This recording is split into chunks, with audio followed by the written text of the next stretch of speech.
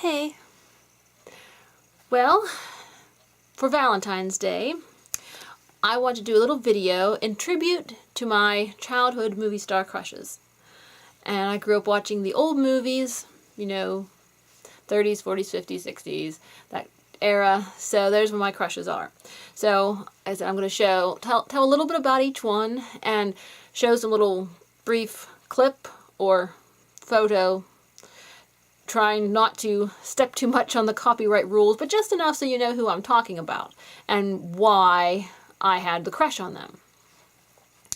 Now, it seems like as soon as you can talk and walk, you start to have crushes. One time I met a girl who said that she never had a crush, and she was 18. So to me that was a little bit ridiculous, because I was having crushes as soon as I was 3, 4. Then there were many crushes, but here's my top movie star crushes. The first one I always credited was Yul Brynner, which seems kind of odd because, normally you think, he's bald, but I don't know, I guess his magnetism was just very strong, and for some reason I always remembered he was my first crush. So, and I mean, even today, I still think he's hot. So, it's amazing that you can think someone is hot whenever you're 6 years old, and, 20 years later, you still are of the same opinion. I'll go ahead and mention Charlton Heston here in the same segment with Yul Brynner because, I loved the 10 Commandments when I was a kid, and some weeks I would be in love with Yul Brynner, and other weeks I'd be in love with Charlton Heston. One week I'd be rooting for Ramses, and next week I'd be rooting for Moses. It was kind of funny. But, yeah, that's what happens when you have two handsome leading men in the same film, and you don't know which one that you are rooting for this week. So yes, I said Charlton Heston was another big crush of mine. I always watched, like I said, 10 Commandments and Ben-Hur, and they're just very big. And I mean, even today, I still think he's an amazing actor. Of course, he's a conservative advocate, which I'm a conservative, so I think he's pretty awesome. And like I said, he's the kind of person that you would think would live forever just because they're so majestic. I remember whenever he passed away a few years, I just got the kind of feeling like, there's a hole left in the world. There's a hole. A loneliness, because, when great figures pass on, it's kind of a jolt. Yeah, everyone does go. But, next I'll have to mention I did have a crush on Pat Boone. I always like to watch Journey to the Center of the Earth. And just look at these photos that I found to show you.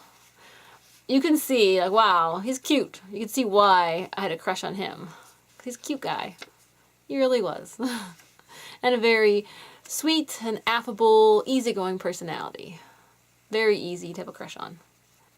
At one point, this actor is kind of more obscure. I don't think too many remember him today.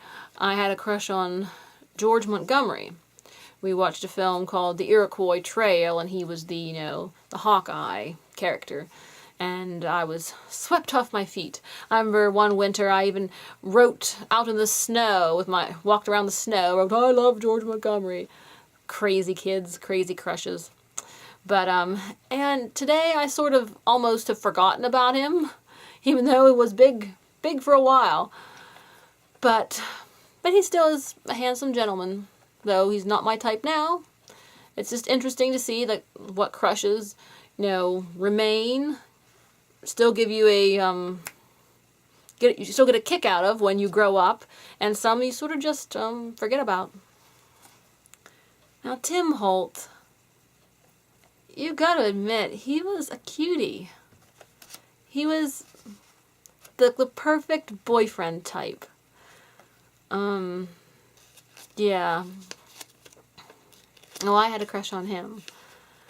And I found these movie clips, these shots here, when I think, like, oh wow, he's just the cutest thing.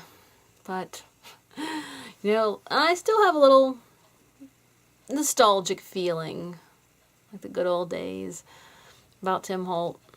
I said he's a little bit obscure. You wouldn't find him in the top movie stars, but you must admit, he was a good-looking kid. Okay. Then also, when I think I was a teenager, when I got it for Laurence Olivier, because I said Shakespearean actors. I guess since I like Shakespearean, I'm attracted to other Shakespearean styles. And you have to admit that Laurence Olivier's looks change quite a bit, and he isn't always the cutest thing ever. But the clip from As You Like It, 1936, I think, and like in Fire Over England, he was at his peak of his youthful beauty. You know, the perfect looks, the curly dark hair, yes, very good looking, and he's still good in his Heathcliff. You know, dashing, dramatic leading man. So you can see why I kind of fell for Laurence Olivier. Okay, now a word about Mickey Rooney.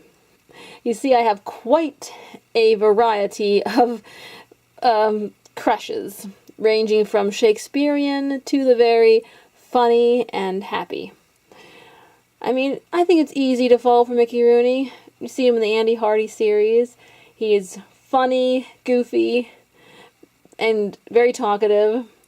And also, he can have empathy for people, and sensitive as well. And sensitivity is a trait that appeals to girls quite a bit. So I just want to say that I just thought Mickey Rooney was a pretty special guy, and that's why I had a crush on him too. And I'll just mention a couple others before I'm done. There was Joel McRae and Gordon McRae. And I think I even did have a little crush on Alan Ladd, too. So, I think these are the main ones I can think of. I think that's plenty, but there's probably a few other ones tucked away in my memory.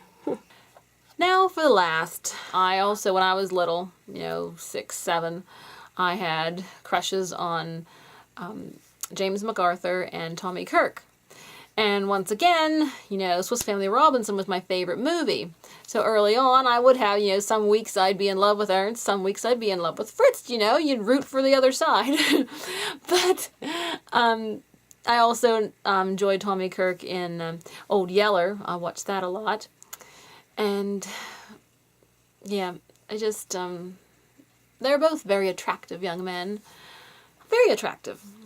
But I have to say that James MacArthur wins hands down, because when I was 11, I wrote him a fan letter, and he wrote me one back, and it was very sweet. And I have a video on that I made a couple of years ago. Here, maybe I'll put this in the annotations. I need practice. My James MacArthur video.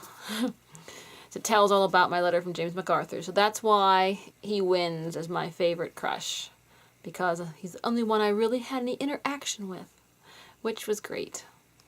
So, well, this is Valentine's Day, the Valentine's Day weekend of 2014, and I just wanted to take these few moments to remember some of the handsome men of the silver and the colored screen that have lit a flame in my heart.